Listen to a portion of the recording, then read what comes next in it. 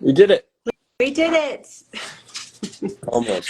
Except for my AirPods. Always something. Oh no. Well, those aren't good for you anyway. Is that right? That's what I'm told. Yeah. We'll do it tonight anyway so that you don't hear screaming. Oh, the juggle's the best part. How You are have your you, kid Rocky? on the back. I'm doing great. Great to see you. You too, darling. Great background. Are you at home? I'm at home. Yeah, I mean, we have slim pickings in this house, and so I just, I thought I'd make it a little festive. And is that snow outside in the background too? It's snow, barely. We had our first snowstorm like a week and a half ago, and it's stuck this time. So Lake Tahoe is so Awesome. beautiful, but not a lot. Last year, this time we had mountains of snow. It was intense, and this year it's a little slow. Awesome. Well, it looks beautiful. We got a couple people from Team Mustard that are going to be there in a couple weeks, so we're looking forward to it. We'll Oh bug you when we yeah. get up there. Yeah. Yeah. Please do. I'll probably be in the Bay Area. We'll probably be like two ships passing, Oh, but Oh, we'll very cool. have a good time. Well, look, thank you so much for doing this. We've been really excited about it. Always a treat to get to pick your brain, and tonight we get to pick your brain in public and share learnings from you with all of our Mustard teammates, which we're really excited for. And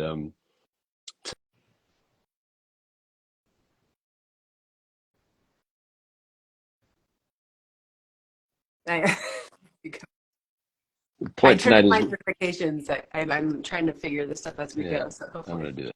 it works. And I saw my girl Madison Reese that's checked in, so I just wanted to say hi. What a good crowd you got here, Rocky. Yeah, yeah. No, we've got a Love it. bunch of people that have been really looking forward to hearing from you. And point tonight is really to try to get learnings for parents. And I think it's such an Mm, interesting topic with you in particular, with some of the things I've learned from you. Obviously, I got young kids, but I'm kind of like thinking ahead, and I know a lot of the questions we get from people that are kind of like intense mustard users is just how can they be a more effective parent for their young athletes, and it's something we really want to help people with. And sometimes the answer isn't obvious, right? Like sometimes it's not more gas, sometimes it's letting yeah. up a little bit more and letting kids find their own path. And I think, for me and for a lot of people that are mustard people, that's not our nature, right? Like we're driven, athletic people, and so it's like how to properly harness that. I wanted Yeah. to just, I think everybody here knows who you are, so I'm not going to do a huge intro, but I did want to, for any, just to highlight a couple things. I mean, for anybody listening. Obviously, we think Kerri's the greatest beach volleyball player of all time. I think really just overall one of the most successful athletes of all time, period. A small handful of people in that category. Three-time Olympic gold medalist, Olympic bronze medalist. I think doesn't get talked about enough. Stanford volleyball player, four-time All-American at Stanford. So if you're thinking about like who you want your kid to be, I think Kerri is like as good a model as it gets for that, in my opinion. So I think, Kerri, with that background, like the questions we get from a lot of parents to start are really about your athletic upbringing, and they Yeah. kind of are curious more about that. So before we get into your advice and how you approach it as a parent, could we just start with like a little bit of background on how you came up as an athlete? What sports did you play? At what ages did you play them? Yeah, yeah. I love this conversation so much, Rocky. So thank you for having me. And I'm a little nervous on the advice part because my kids are older than your kids, but I still feel like such a rookie in the parenting department. And our kids are, obviously they're starting to get more intense and they're playing club sports now, and it's a whole new world. And so it's been a fun journey, kind of just loving my kids through their development and through the process and Mm, remembering what it was like to be a 14-year-old, pursuing greatness. yeah. It's pretty fun. But so for me, Rocky, I grew up in the Bay Area, and I come from a very, very big family. And my mom is one of eight, my dad is one of four, and everyone on both sides are athletes. And so I grew up in a really fun environment. It was very simple. I grew up in the Santa Cruz Mountains, didn't have a lot of neighbors, didn't have a lot of friends because I had my family. But I grew up playing every single sport. Whatever was in season is what I played. So all the stick and ball sports, soccer, baseball, basketball, volleyball. My brother is 11 months older than me, and his name is Marty. And he was the biggest bully and the biggest hero in my life, growing Wow. up. And Yeah. he had to put up with me tagging along everywhere. And I really credit him allowing me to hang out with him and his buddies and playing sports with him to really toughen me up, to make me focus and to make me a better athlete, you know, because you can't be a sissy when you're playing with the boys. And so I really appreciated that so much. But yeah, so I grew up, my parents competed really high level. They both played collegiate sports. And so I was just in the competitive environment, and even outside of sports, like I love that I played so many sports. I played every sport, you know. I think AYSO, I played maybe till I was like 11. The offsides thing really crushed me.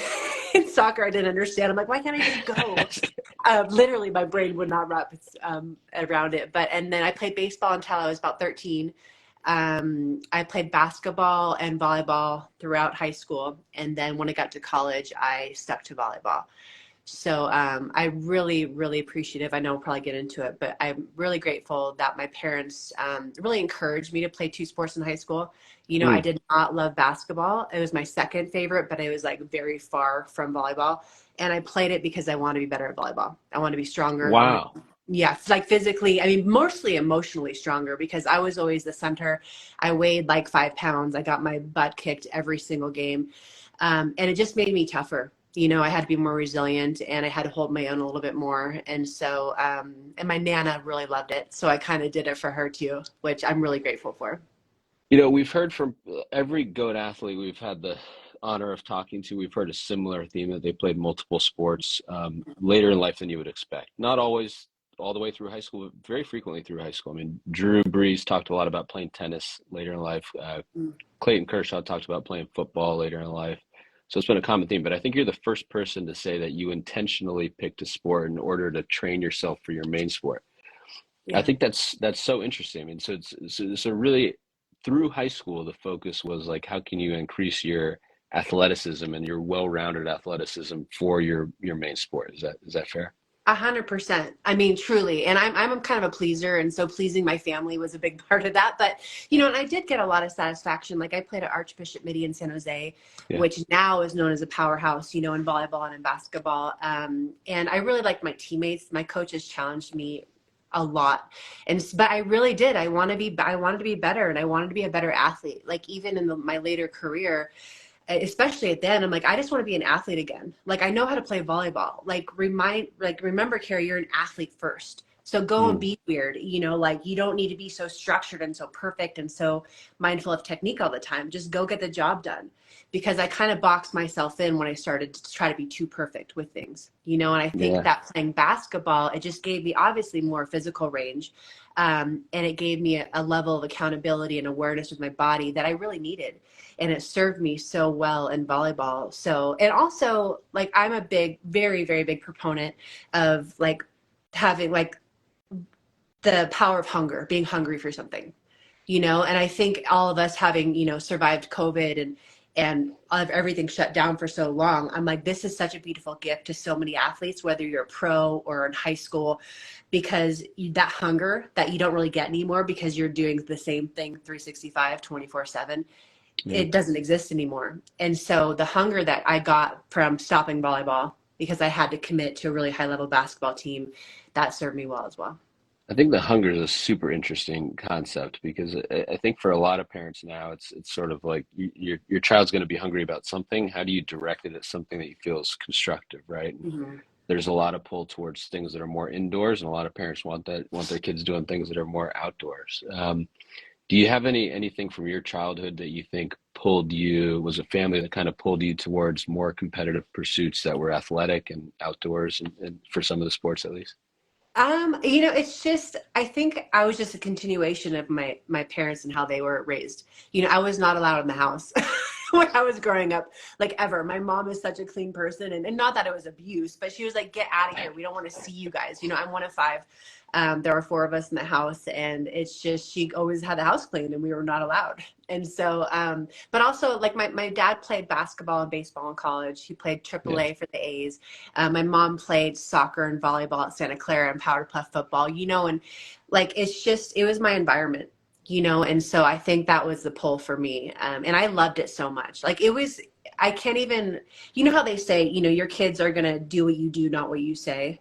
It Mm, was such a gift for me to see my parents compete at a high level with all their hearts, like wanting to win and busting their asses and wanting to dominate. And me seeing that from the people I love and trusted the most was and continues to be such a big gift of mine. And now that I'm older, I'm 45 years old, my parents competed like well into their 40s. mm, Not obviously in the pros, but they were still hungry for it and still felt physical. And so I have yeah. that model to grow into as well as I get older, which is such a gift.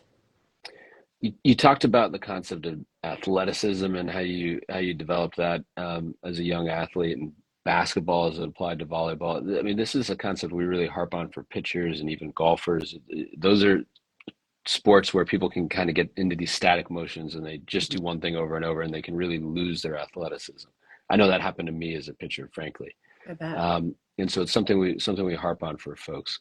You've told me kind of an interesting story, another piece of your athletic development that was baseball as it now applies to volleyball. Could you talk a little bit about your dad's baseball background and how that helped you become a better volleyball player specifically?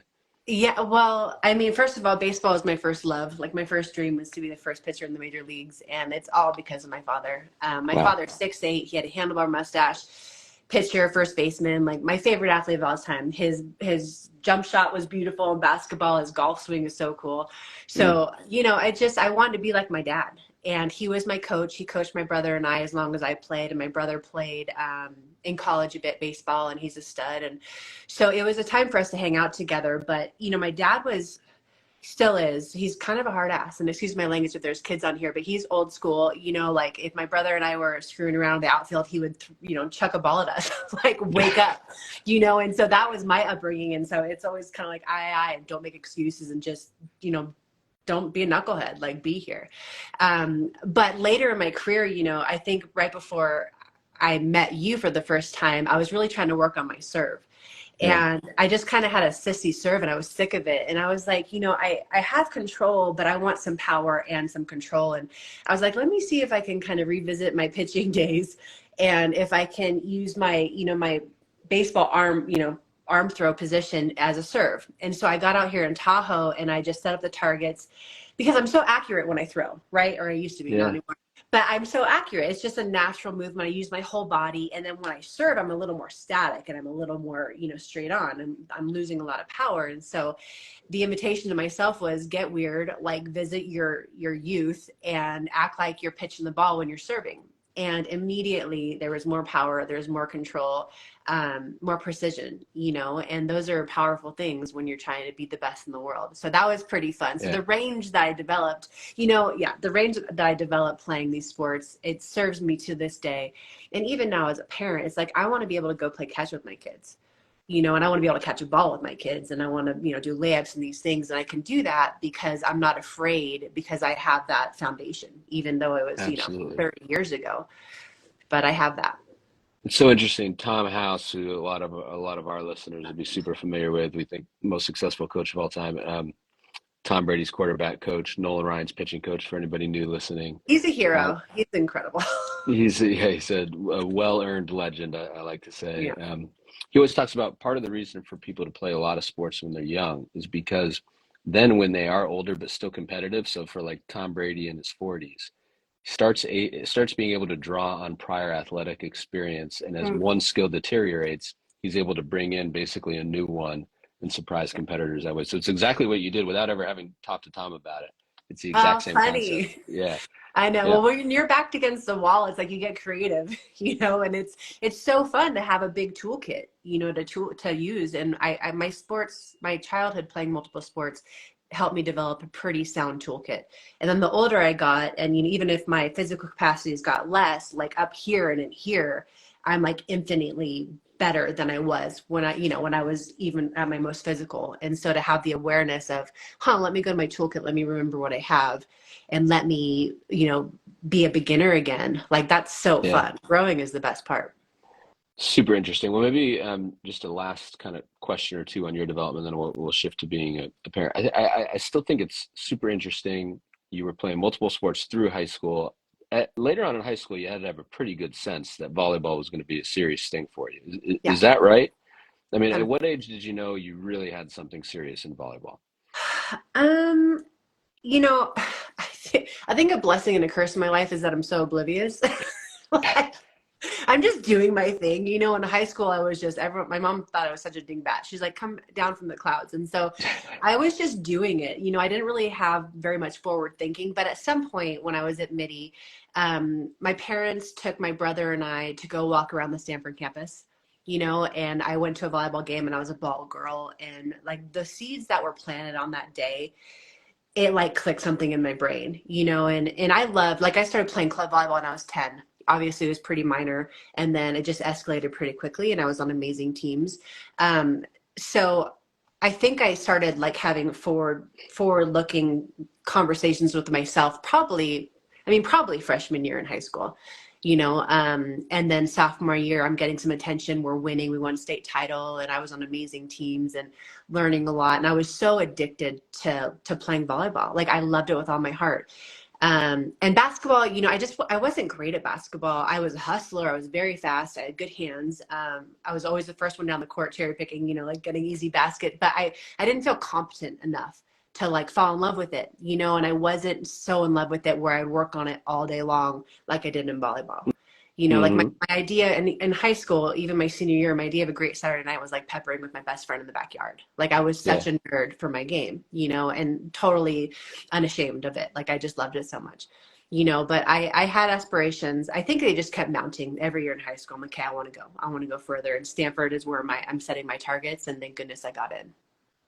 Do you think your parents could have pushed you to take that approach where you loved volleyball so much that you were peppering on Saturday nights, or was that just something that you kind of were born with and it came out of you naturally? Well, I mean, I think with volleyball, it was literally true love. Like, I just loved it so much. It felt like a dance to me. And like, when I would learn something new, it was just like blow my mind. And, and Yeah. for me also, like, not even just on the physical side of learning a craft and, feeling competent in it. Like, I was so shy growing up. I was literally like, I just didn't talk. But like, almost the moment I played volleyball, it was a way for me to express myself. And I just Mm. like had a voice all of a sudden. And I remember, even in college, I had a friend, and they didn't really know that I played volleyball, and they showed up to a game. They're like, I've never seen you like that. Like, I didn't know that you talk so much or that you were so passionate. And so I've really appreciated the fact that this sport brought so much out of me. Wow. But my parents, I asked my dad the other day, because we have a 14-year-old, Joey, and Senate's, and Scout, but our 14-year-old he's just pretty incredible. Things come very naturally to him. He's more like his dad than his mom. Like, I need a million reps to get something, and he's just naturally gifted. And he doesn't.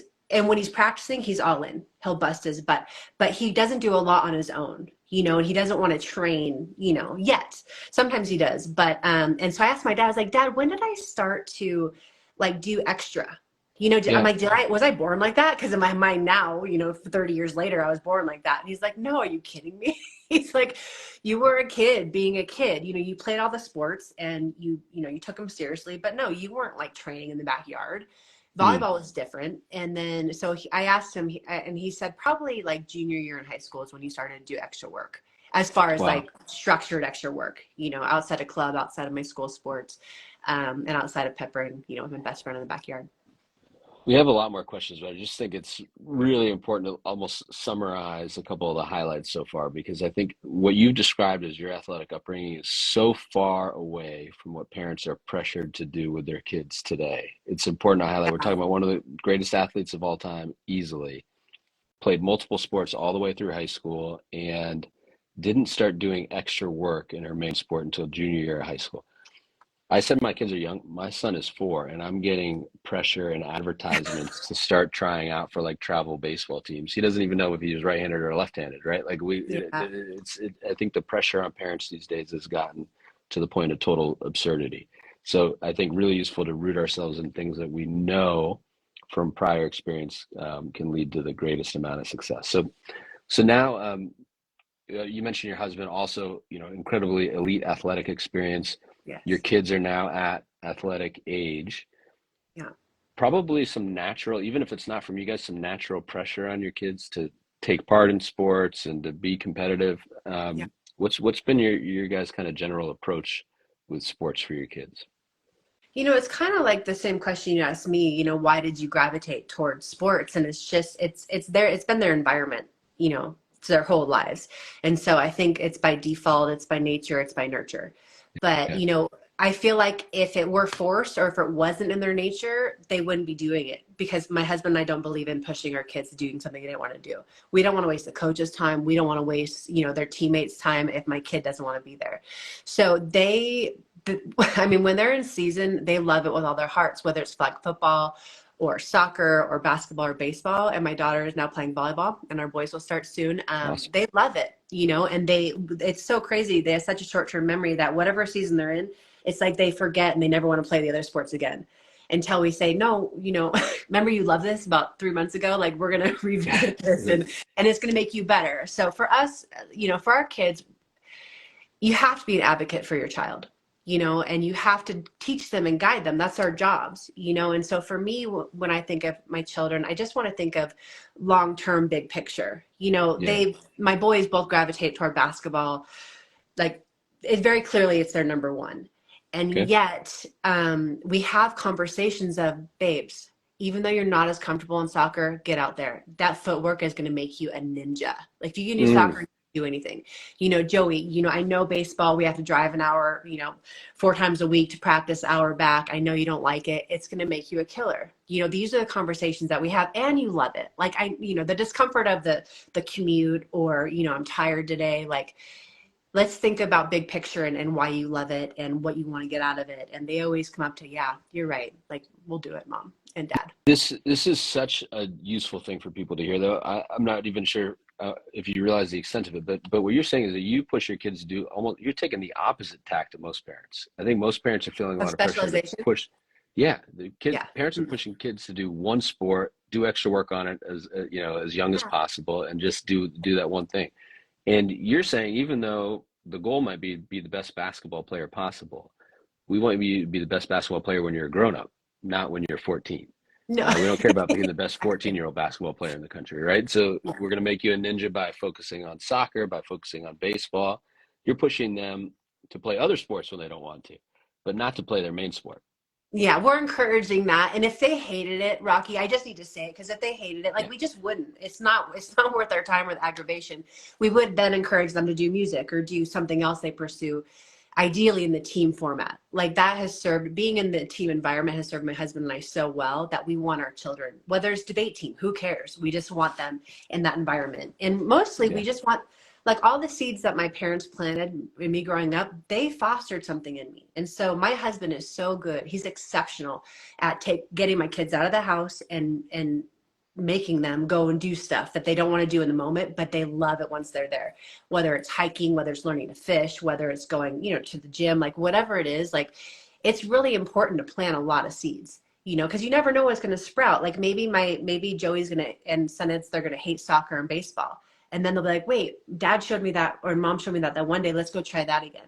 yeah. And so it's the same thing as an adult. Like, the more you've tried as a child, the more, engaged you're going to be in your life down the road. And so we don't force our kids at all, but we do have that conversation. It's like, Tom Brady was drafted baseball and football, and Yeah. they said he was better at baseball, and his passion, his heart, his purpose was in football. And so he chose that. He took the risk.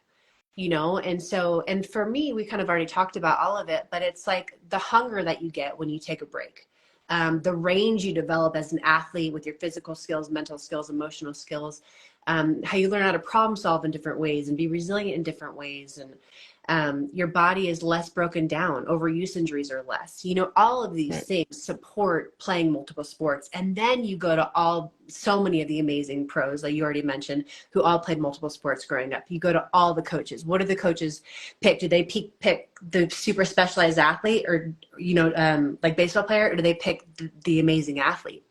You know? Absolutely. I mean, college coaches are smart folks, right? And so they're Yeah, looking not just how are you today, but how are you going to be in 2 years and then in 4 years, and projecting you out. right. And if you've already specialized and already maxed out in your one sport, well, then that's where you are. But if Yeah. you've been playing two sports the whole time, then naturally there's some more projectability there, which Yeah, I think is super interesting. Yeah. So we have a lot of parents involved with us that were successful athletically themselves. Obviously not anywhere near your level, but still they have some athletic success and they were serious about it. Um, and I assume my wife and I will run into the same thing. And then it's like you want to share some wisdom with your kids, but they don't want to listen to you because you're their parent. What? Do you run into that with your kids, or do your kids listen to you about sports? You know, yes, they listen. And it's interesting. Like what I'm learning, because I'm a talker, I'm a yapper. Like I just, if there's silence, I want to fill it. So after a game, if we're driving home, and it's like all I want to do is have a conversation about how you feeling. What was that like? Like, what did you do good? What do you want to work on?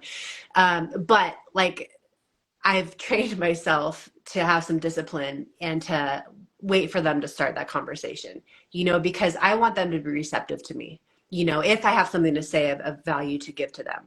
And Hmm. so for me, I just wait for the opportune moment. And usually when I give them the space to initiate the conversation, that's when the best communication interaction happens. It's not me talking at them.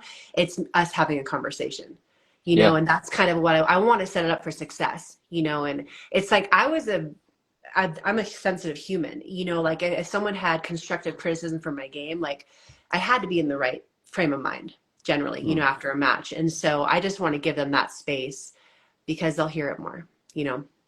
Tom always says he talks a lot about the drive home after a game. It's like being a really important time for a parent. Um, and thinking back on my childhood, it makes a lot of sense. And he always advises parents to just not say a word Yeah. until the child starts a conversation, whether it's good or bad. Just always your MO, silence until the child starts the conversation. Is that kind of similar to what you're saying? It feels pretty parallel. Yeah, I mean, I think so. Yeah, and then it's just being disciplined with it. Like I have failed at that many times because it's so hard to wait, or I just want to celebrate them, or like make sure they're okay, Yeah. after a tough game. But yeah, I think that's a pretty great rule of thumb. I think like everything in life, it's not black and white. I think, if your kid's in distress, or like you need to talk them down, or I think there's certain things, but then that becomes less about talking about the game and more about how are you, my child? Like how can I support you emotionally, which is different. Yeah, you're more of a parent than a coach, maybe. Yeah, which yeah, I certainly always want to lead that way. But it's pretty rad. Like the reverence our kids give us is pretty special. And I don't know how we ended up with children who like to play with us, who like to listen to us, like when we share stories. Like this morning I was talking to Sundance this morning or last night, and he had basketball practice last night, and he had some turnovers. And on passes, he wasn't catching them. I was like, babe, man, I used to like be so excited to hit that I'd like half pass, and like I wouldn't finish my passing rep and I would be leaving to hit. So is it kind of the same Oh, thing?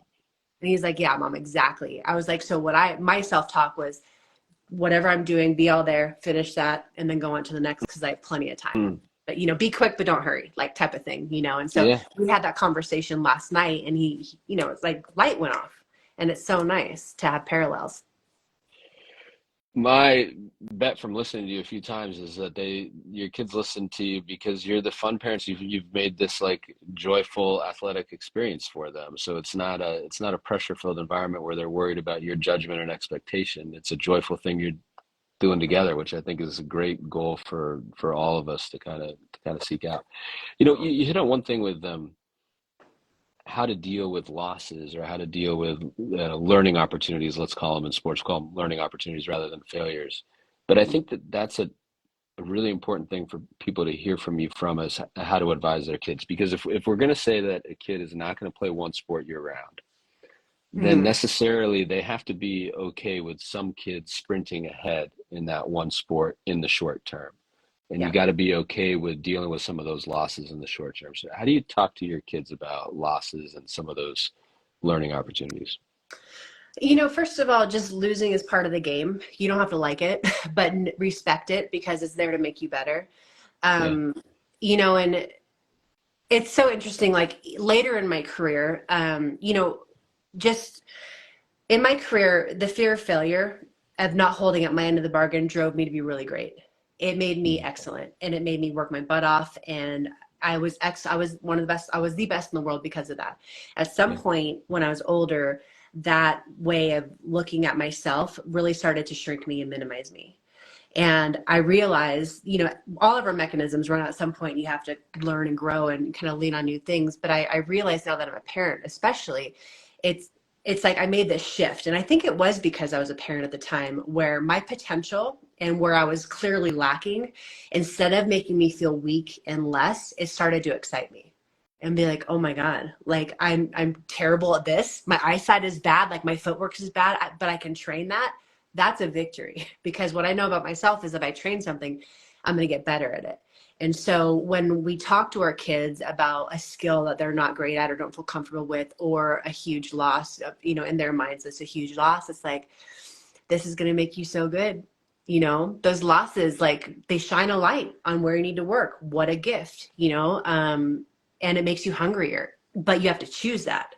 So I think in my life, I really believe that mindset and how you frame things is so important to your resiliency, to your courage, to, are you willing to get up after you've been knocked down? And those are the conversations we have. You're not great at your left-handed layup. Awesome. Let's go. Let's work on it. Like, it's so fun. You're baking a cake. You're not like supposed to be amazing like this. Like, that's such nonsense. And I think kids are so specialized now, and maybe the pressure of Instagram and seeing all this greatness all the time, you only see the highlight reels. I feel like people really don't understand that it's a process, and the process is the best part. Like, it's the best part. You don't fall on top of the mountain. You have to develop yourself. And so we have these conversations a lot.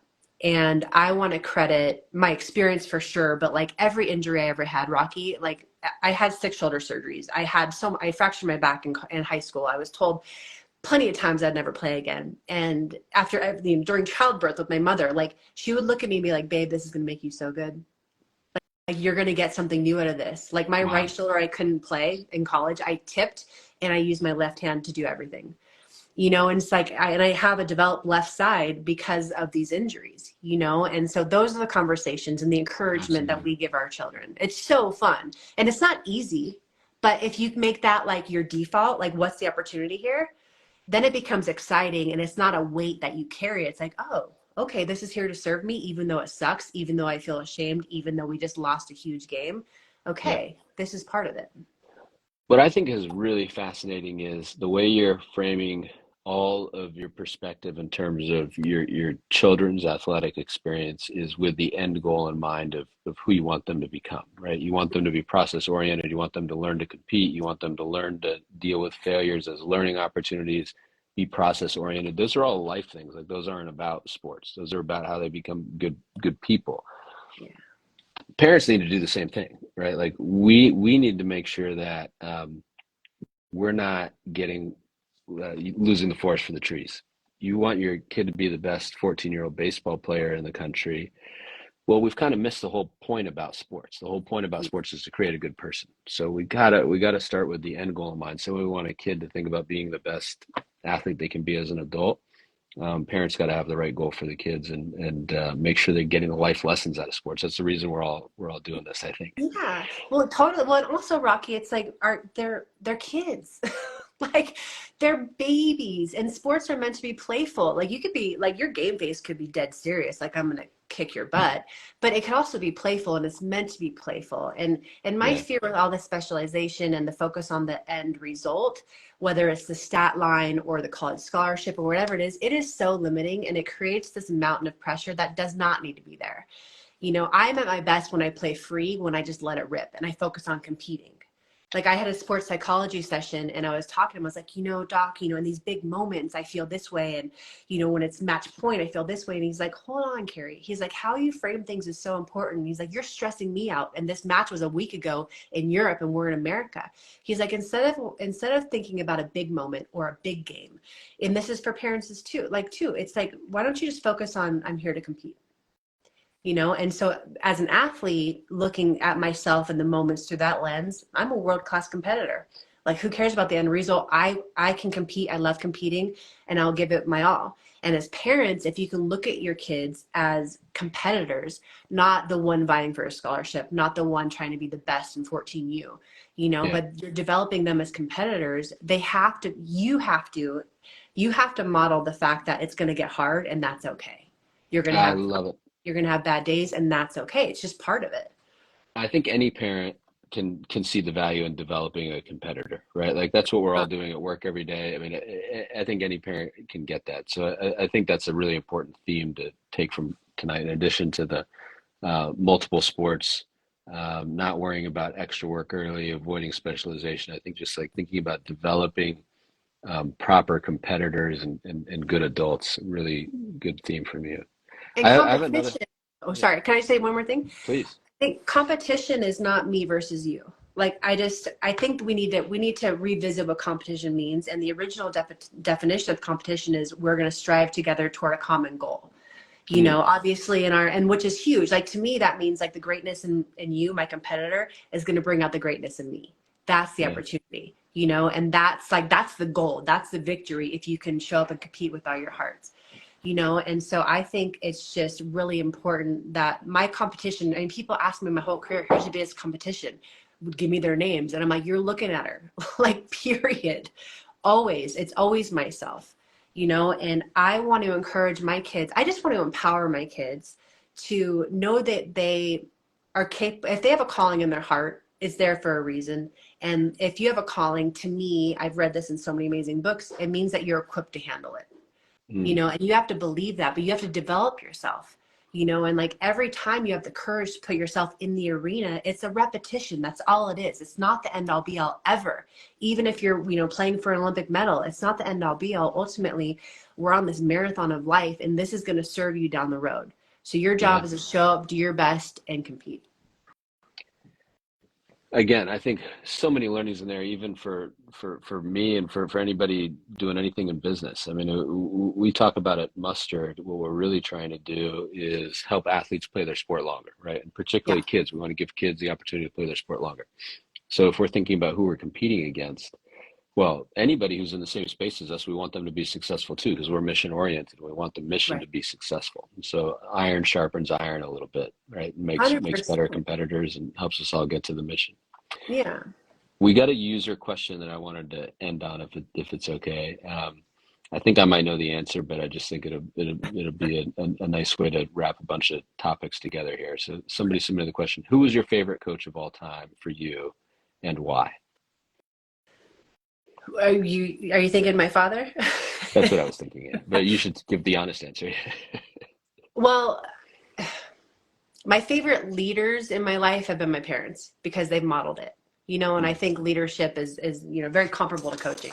Ideally, yeah. great coaches are great leaders, and usually they all are. Um, the best coach in my craft that I mean, I had Louis Eggleston in Mike Pitts. Louis Eggleston was my fifth grade coach at the Bay Club um, in volleyball when I first started. And he was my favorite because he taught me the importance of the fundamentals. Like it was just, he made footwork and my hand position and my platform fun, like the most amazing fun thing in the world. And these are things 30 years down the road when I'm still playing that I still think of Louis, and like, I love working on the fundamentals. And then I Mm, just so happened, he also happened to be my high school coach again when I wow. was Archbishop Mitty. And so I had 2 rounds with Louis, and I loved him so much because he reinforced to me and reiterated constantly, so redundant, the importance of fundamentals. Mm, And can't, like, he was, every coach I've ever had has developed me. They haven't tried to pigeonhole me. They haven't tried to do any limit me in any way. Like they've held me accountable. They've been really hard asses on me. They believed that I could do more than I was doing, and they helped me to believe more in myself.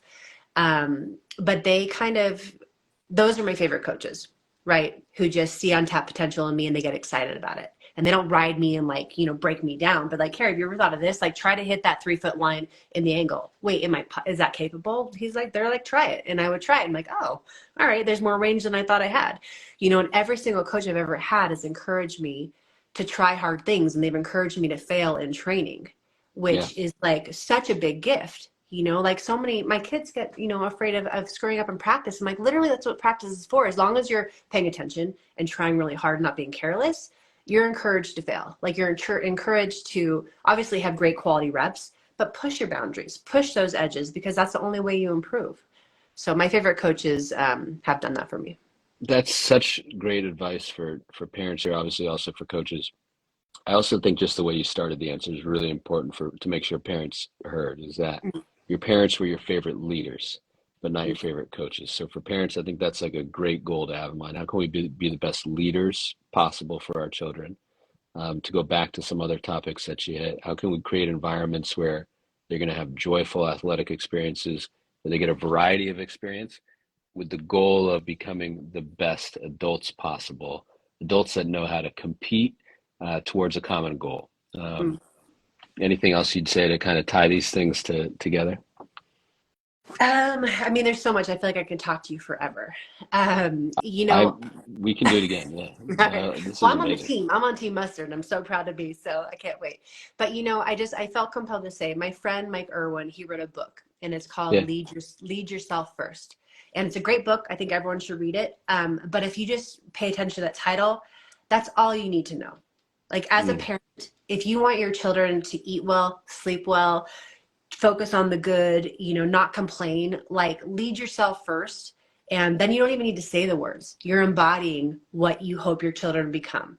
Otherwise words fall flat and you're just kind of a dictator and you're a hypocrite. And I'm a hypocrite every day. I ask my kids to be amazing and excellent and get off their phones, and I'm on it, and I take accountability and we talk about that. But as parents, especially, this is what this conversation is about, lead yourself first, and you guys will go so far, and your children will learn how to lead themselves first.